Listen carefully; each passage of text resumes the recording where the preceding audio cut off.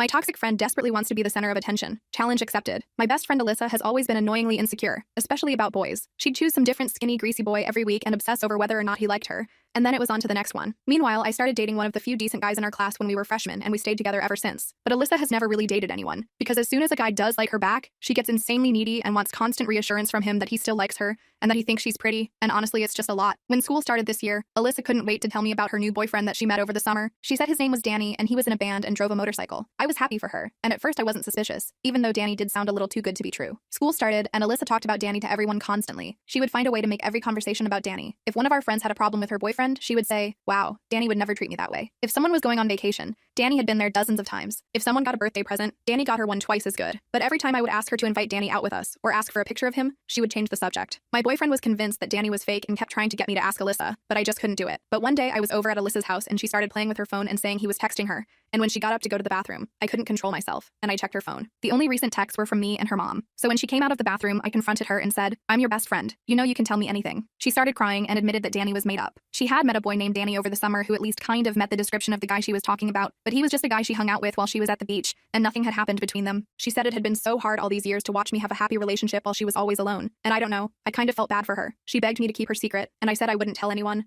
But she really needed to end things with Danny fast and stop talking about him so much to everyone. She agreed that she would, but a couple months later, she and Danny were still going strong, and he was still the most perfect and amazing boyfriend. I was honestly kind of over her and her lies at this point and putting a bit of distance between us, but my birthday party was coming up and I wasn't about to uninvite her, since she was my oldest friend. My boyfriend had planned this really amazing party for me, and he even got my sister to come home from college for it, which I was really excited for because I missed her like crazy. Alyssa knew how big a deal the party was to me, but I guess I annoyed her talking about it too much leading up to it, because her Danny anecdotes really started to ramp up. I could barely mention the party at lunch to our friends without her saying how devastated she was that Danny wasn't going to be able to make it, and how Danny loved parties and threw the best party, and for her birthday over the summer, Danny had blah blah blah blah blah, you get it. About a week before the party, her stories took a new turn. Now, Danny had big news he needed to share with her, but he kept saying it wasn't the time yet. So now whenever there was any sort of lull in any conversation, she'd say, "So what do you guys think Danny's big news is?" And sit there beaming while all our friends speculated that he was taking her on a cruise, or he was moving here to be close to her, or he was going to propose. Obviously I didn't care because Danny isn't real, but then she took things too far. On the day of my party, Alyssa was late, which I thought was kind of weird, but I didn't really care. But all of a sudden, Alyssa arrives at the restaurant and she's a mess. Mascara everywhere. She says she's so sorry she's late, but she just got off the phone with Danny and he finally told her his big news. He has cancer. Everyone immediately rallied around her and started hugging and comforting her